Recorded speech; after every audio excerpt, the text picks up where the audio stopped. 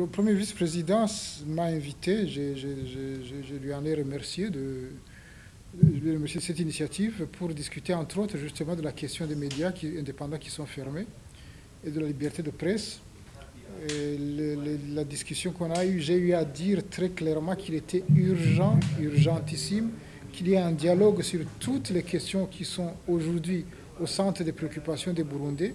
De mon point de vue, il n'est pas possible qu'on espère voir les médias indépendants réautorisés à faire leur travail conformément à la loi si toutes les autres questions qui sont là ne sont pas réglées à travers un dialogue. Ce serait une illusion de s'imaginer qu'on va nous laisser travailler.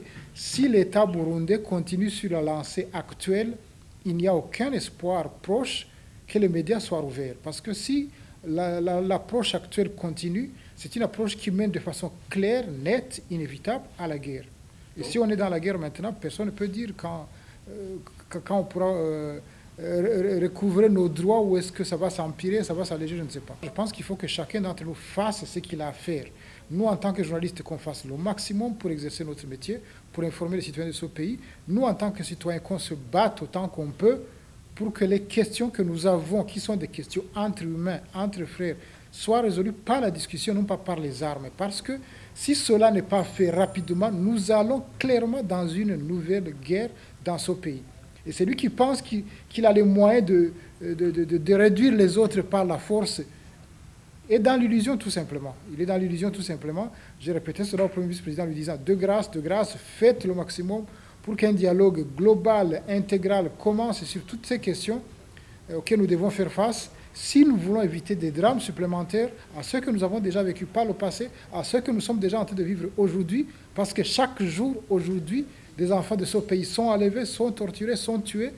Les coups de fer retentissent dans pratiquement tous les quartiers de la ville. Nous sommes dans une situation de guerre alors que toutes les institutions sont en place, alors que tous les acteurs sont là.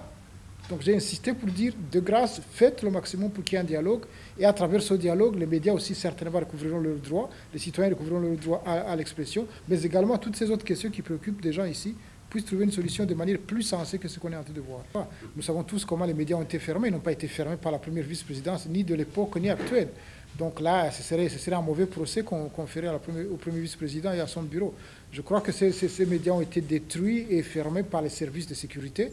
Et aussi longtemps que ces services de sécurité prédominent sur les instances politiques légitimes qui devraient prendre les décisions dans les différents secteurs, nous aurons un problème. Sur ce terrain-là comme sur d'autres terrains. C'est dans les prérogatives, c'est dans les devoirs du gouvernement. Maintenant, nous avons un gouvernement, nous sommes dans une situation où le gouvernement est théorique.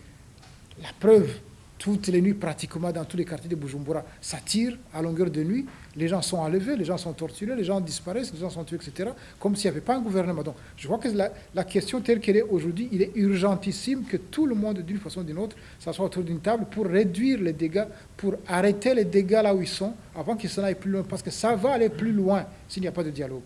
Donc, ces médias privés sont pour bientôt à leur 5e mois étant fermés. Et il y a espoir qu'ils y rouvrent d'ici peu, ou on va attendre encore d'autres 5 mois.